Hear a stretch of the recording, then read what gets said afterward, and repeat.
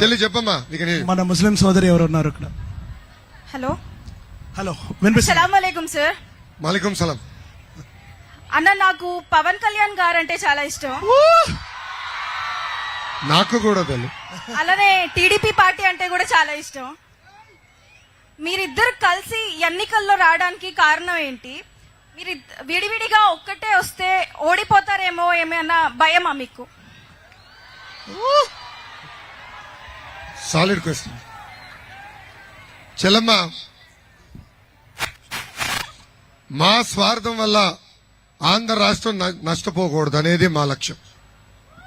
ప్రతిపక్ష ఓటు చీలకూడదు, కలిసికట్టుగా ఉండాలి. అప్పుడే దారి తప్పిన రాష్ట్రం సరైన దారిలోకి వస్తుందనేది ఈ రెండు పార్టీలు బలంగా నమ్మింది. అందుకే ఆనాడు చంద్రబాబు నాయుడు గారు రాజమండ్రి జైలుకు పంపించినప్పుడు పవన్ అన్న ఆనాడు వచ్చి అన్ని మాట్లాడి, లేదు కలిసికట్టుగా పోరాడుదాం. మేము ముద్దుగా జగన్మోహన్ రెడ్డి గారు పేరు పెట్టాం తల్లి, సైకో అని.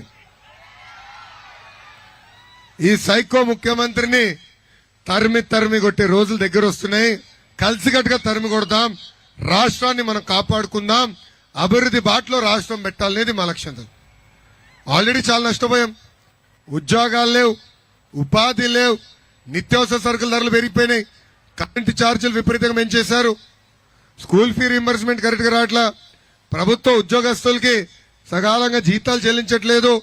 ఇప్పుడే మా ఎక్కువ రైతులు కూడా వచ్చారు, పాపం వాళ్ళని కూడా చాలా ఇబ్బంది పెడుతుంది ప్రభుత్వం.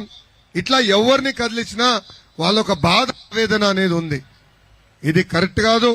కలిసికట్టుగా పోరాడాలి, ఎప్పుడు లేని మెజార్టీ రావాలి, వైకాపాని భూస్థాపితం చేయాలనే లక్ష్యంతో మేము పొత్తు పెట్టుకున్నాం.